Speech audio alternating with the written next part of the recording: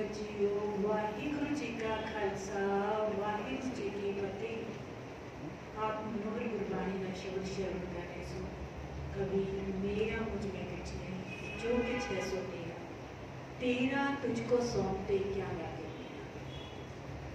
जदों साध संगत जीओ वो वाहिगुरु मेहर करके, कृपा करके, तरस करके किसी को इस जगत में देण जो बना देता है, समझ लो उन्होंने दाता बना दिता। सास ने जो उसको देण जो बनाया उस वाहिगुरु ने, ते उसका फिर वो गुमान कर बैठे कि मैं इतना बड़ा दानी, तो फिर सास की बात बननी नहीं। कबीर जी आखते ने कि मेरा मुझ में कुछ नहीं, जो कुछ है सो तेरा, तेरा तुझको सौंप दे क्या लगे मेरा। तेरिया बख्शिया हुई दाता विचों जे कुछ समर्पित किया, चाहे मन समर्पित किया, तन करके समर्पित होए, तन करके समर्पित होए, दान पुण्य कर जो होए, तेरा तुझको सौंपते क्या लगे मेरा। मेरा इस विच की सी, मैं किस चीज का गुमान करूं। मन नूं, भावना नूं, हिरदे नूं इत्थे टिका के रखना है।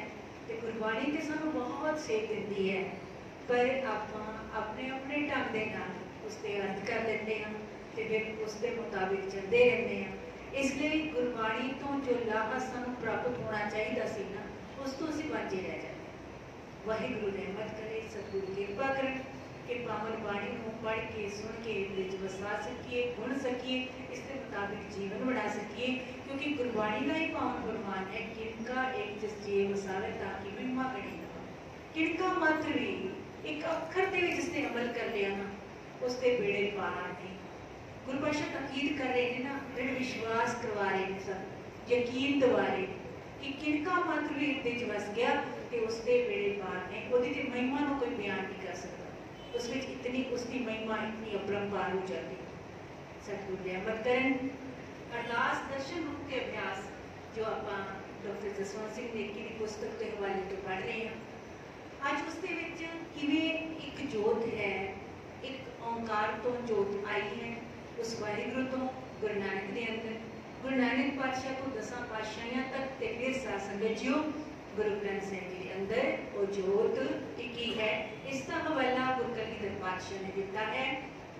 सतगुरु सिखो जी नाल समारे, गौरी महला पंजवें विच ये जिक्र आया है कि सतगुरु अपने वचना का सूरमा है। सतगुरु केवल अकाल पुरख नाल ही अभेद नहीं, एक गुरु दूजे गुरु नाल भी अभेद है, यानी इक्को ही रूप ने, एक दे विच एक में खो जाना। कहते केवल अकाल पुरख नाल गुरु नानक पातशाह ही अभेद नहीं, गुरु नानक गुरु साहिब तो अगों जिहड़ी जोत जिथे टिकी है वो भी आपस में एक दूजे दे विच अभेद होते हैं। ते सासन शरीर करके, इस देह करके, पंज तत्तां दे शरीर करके वक्रे ने, पर जोत हुई हुई टिकी हुई है। समझाना किया है कि सतगुरु केवल अकाल पुरख नाल ही अभेद नहीं, एक गुरु दूजे गुरु नाल भी अभेद है। आप गुरु गोबिंद सिंह जी इस सच की साखी भरते हैं। श्री नानक अंगत फरमाना, अमरदास अंगत पहचाना, अमरदास रामदास कहायो, साधन रखा मूड नहीं पायो, रामदास हर सो मिल गए, गुरता देव अर्जने गए। जब अर्जन प्रभ लोक सिधाए, हर गोविंद ठाम ठहराए, हर गोविंद प्रभ लोक सिधाए, हरि राय ठाम बैठाए। हरि कृष्ण तिनके सुख भये, तिनते तेग बहादुर भये। और सच में तिनते तेग बहादुर भये तो ये नहीं मुराद कि उस तो उन्होंने उस तो पहले पुत्र का जिक्र आया है, पर इतने गुरु पातशाह कह रहे हैं कि 8वें पातशाह ने फिर ऐलान किया ना, बाबा वसी ग्राम बकाला, उस तो फिर 9वें पातशाह जो है वो प्रगट रूप में गुरु रूप के विच सारी संगत के सामने आए। उन्हें तक तो पूरे भी तपस्या कर रहे सन, तो किसी को पता नहीं सी 9वीं जोत कितनी। गुरु नानक पातशाह की 9वीं जोत का जो संकेत है वो गुरु 8वें पातशाह बाला प्रीतम वो करके गए हैं। तो शास्त्री जो फिर 9वें पातशाह कहते हैं हरि कृष्ण तिनके सुत भये, ये 7वें पातशाह के सुत यानी पुत्र कौन? 8वें पातशाह गुरु हरकृष्ण साहिब जी। फिर 8वें पातशाह ऐलान तो तिनते तेग बहादुर भये, भिन्न भिन्न सब घर जाना, एक रूप किन्हों पहचाना। कईयां ने तो पिन कईयां की तो सत्संग श्रद्धा किसी की गुरु नानक पातशाह ते बनती है, किसी की दसम पातशाह ते बनती है, कदे सत्संग किसी की 8वें पातशाह बाला प्रीतम ते बनती है, किसी की गुरु तेग बहादुर साहब ते बनती है, किसी की पंचम पातशाह ते, किसी की चौथे पातशाह ते। पर गुरु पातशाह कह रहे हैं भी ये समझ भी किसी वाहिगुरु ने किसी विरले नूं बख्शी है कि वो मूड़ मत नहीं जे वो वखरी वखरी उसनों जोत रूप करके नहीं जान रहे, इसलिए वो शरीर करके देख रहे हैं तो वो जिसकी भावना जिस करके बनी है उन्होंने ही गुरु मानिया है। पर इत्थे जोत इको है, इसलिए उन्हां विच कोई भी भेद नहीं ने, आपस में अभेद ने। फिर समझाना किया है कि भिन्न भिन्न सब कर जाना, एक रूप की नूं पहचाना, वखरा वखरा रूप का सब नूं दिस रहा है, पर एक रूप जिहड़ा है, एक जोत जिहड़ी है वो किसी विरले नूं समझ आई है। जिन जाना की नहीं सिद्ध पाई ते जिन्हां नूं ये समझ आ गई, ये सोची आ गई, उन्होंने सिद्धि प्राप्त कर ली, उन्हों का जीवन जो है तंता योग हो गया, सफल हो गया। बिन समझे सिद्ध आत्मा आई ते जिन्होंने ये जुगत को समझा ने उन्होंने सिद्धि किवें प्राप्त होएगी, उन्होंने जीवन मनोरथ किवें सफल हो सकता है। ये विचित्र नाटक के विच गुरु पातशाह गुरु कलगीधर पातशाह ने जो स्पष्ट तौर पर इसनों बयान किया, लिखा है सारे गुरु साहिबान अंदर इको जोता प्रकाश सी, जोत वालों ही नहीं सतगुरां विच जुगत वालों भी अभेदता सी, यानी जुगत भी होई सी ते जोत भी होई सी, दोनों पक्षों तो अभेदता सी, एक रूपता सी ते जोत ओह जुगत साई सा सहकाया फेर पलटी।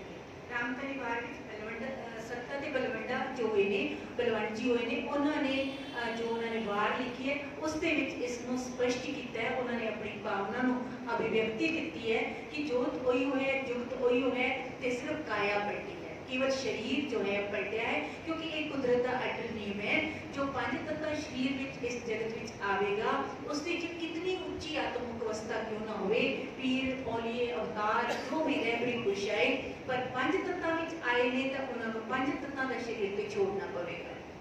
इसलिए क्या है कि जुगत वही है, जोत भी वही है, सिर्फ काया पलटी है।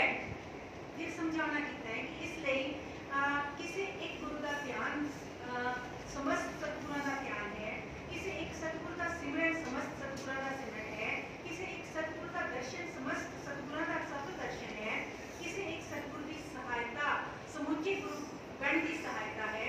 गुरु के दो लक्षण असां उपर विचारे हन, ये हन दैवी बख्शिश ते तो स्थापना ते जोत जुगत की एकता। पहली गल जो आपां पढ़ी उस इस अध्याय के शुरू में जो कि गुरु अकाल पुरख वाहिगुरु दे नाल गुरु नानक पातशाह का साक्षात्कार होया ते गुरु पातशाह नूं उन्हां ने जद 3 दिन तक वेई नदी विच अलोप रहे ने ते गुरु उस अकाल पुरख दे सेवक जिहड़े ने ਉਹ गुरु नानक पातशाह ਨੂੰ अकाल पुरख ਦੇ ਕੋਲ ਲੈ ਕੇ ਗਏ ਨੇ। गुरु अकाल पुरख वाहिगुरु ने ਉਹਨਾਂ ਨੂੰ ਅੰਮ੍ਰਿਤ ਦਾ ਪਿਆਲਾ ਬਖਸ਼ਿਆ ਹੈ। ਅੰਮ੍ਰਿਤ ਦਾ ਪਿਆਲਾ ਆਪ ਵੀ ਤੁਸੀਂ ਚੱਕਣਾ ਹੈ ਤੇ ਸਾਰੇ ਜਗਤ ਵਿੱਚ ਵੀ ਵੰਡਣਾ ਹੈ ਤੇ ਗੁਰੂ ਪਾਤਸ਼ਾਹ ਨੇ ਉਸ ਹੁਕਮ ਦੀ ਜੋ ਪਾਲਣਾ ਕੀਤੀ ਹੈ ਤੇ ਸਾਧ ਸੰਗਤ ਜੀਓ ਸਾਰੇ ਜੀਵਨ ਵਿੱਚ ਉਹਨਾਂ ਨੇ ਇਹ ਅੰਮ੍ਰਿਤ ਪਿਆਲਾ ਹੀ ਵੰਡਿਆ ਹੈ। ये अमृतमयी बाणी के जो गायन किए ने, जो तुर्की बाणी के गीत गाए ने, वो गीत ही जो रब का रूप हो गए ने, क्योंकि उस गीत के गुरु नानक दे विच कोई वो अभेदता आ गई, यानी एक रूप हो गए। दूजी गल दसी है कि उस अकाल पुरख नाल अभेदता गुरु नानक पातशाह दी, फिर गुरु साहिबान नाल दी उन्हां दे नाल अभेदता, तां ओ सिद्धी अकाल पुरख दे नाल अभेदता हुई ना, उस दे विच कोई भी भिन्न भेद नहीं रह गया। सारे गुरु साहिबानां दा इक्को ही बरतारा, मतलब उन्हां दी एक दी आराधना सब दी आराधना, एक दे दर्शन सब दे दर्शन ने, एक दी सहायता एक तो असीं सहायता मंग रहे हैं तो सारे ही साडी सहायता कर रहे हैं। ये दो जुगतां तो बाद तीजी जुगत की गल कीती है। एक और बुनियादी लक्षण गुरु दी अपुरखता है। सतगुरु दी देह गुरु नहीं, गुरु का शब्द गुरु है, देह गुरु नहीं है। किथे भी देह की पूजा नहीं करवाई। गुरु पातशाह गुरु कलगीधर पातशाह ने तो ऐलानिया कह दिता सी, जो हमको परमेश्वर उचरे ते सब नरक कुंड में पर, मैं हूँ परम पुरख को दासा देखण आया जगत तमाशा, मैं जगत का तमाशा देखण आया, मैं परम पुरख का दास हाँ। उसने अपना सुत नवाज के मैंने इस जगत में मेरी विशेष ड्यूटी लाई है।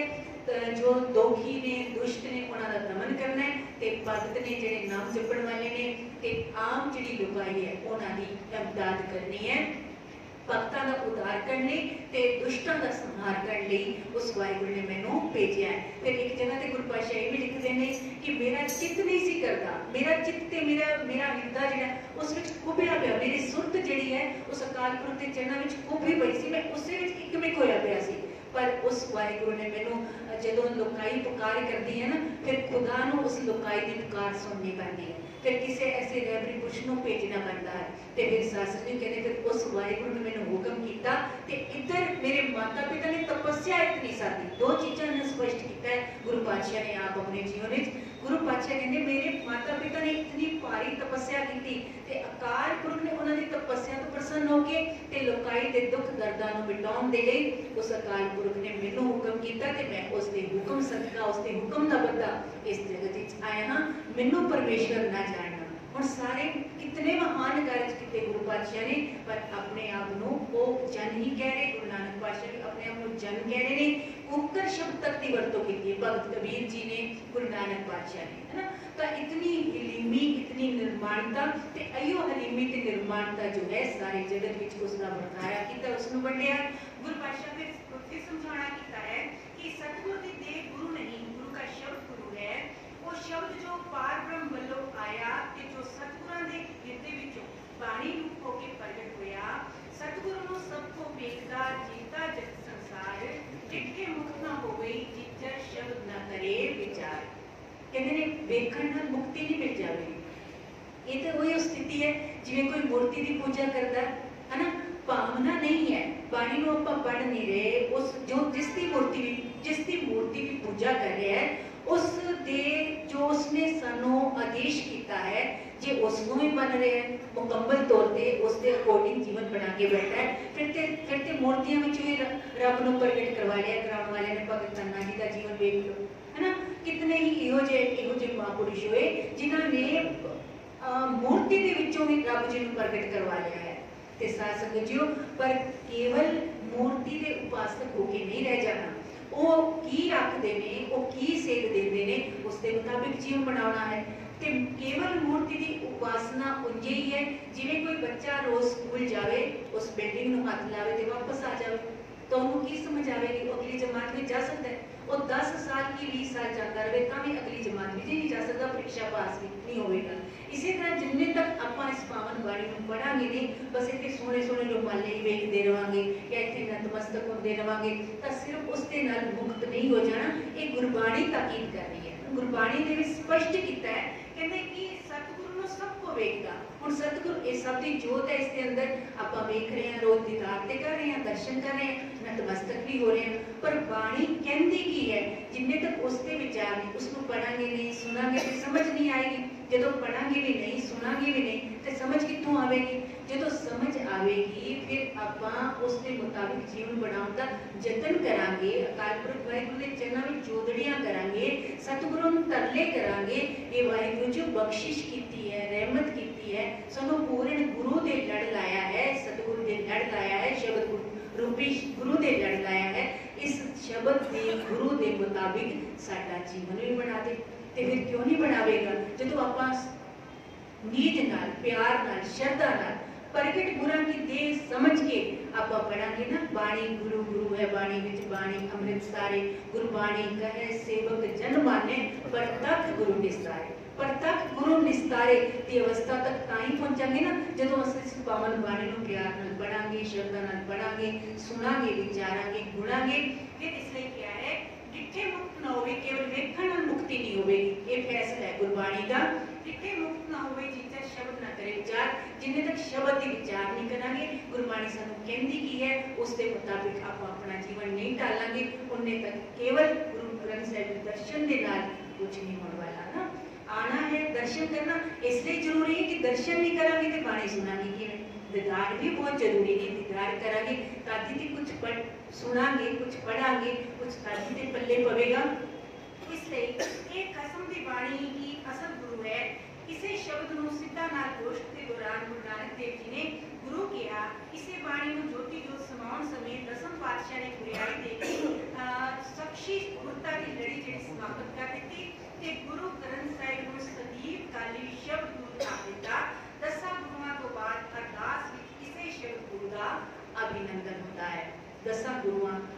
फिर एक जोत रूप दे विच गुरु ग्रंथ साहिब जी का अभिनंदन ਹੁੰਦਾ है ते आपां नतमस्तक हुंदे हां ते नाल साध संगत जी सानू सेध मिलती है कि पावन बाणी अनुसार आपां जीवन भी बनाना है। वाहिगुरु दे अगे जोदड़ियां करनियां ने।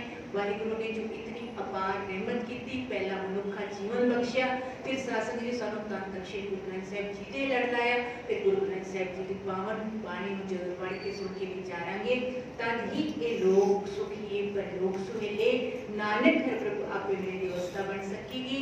भुल्लां चुक्कां दी खिमा बख्शियो जी। वाहिगुरु जी का खालसा, वाहिगुरु जी की फतेह।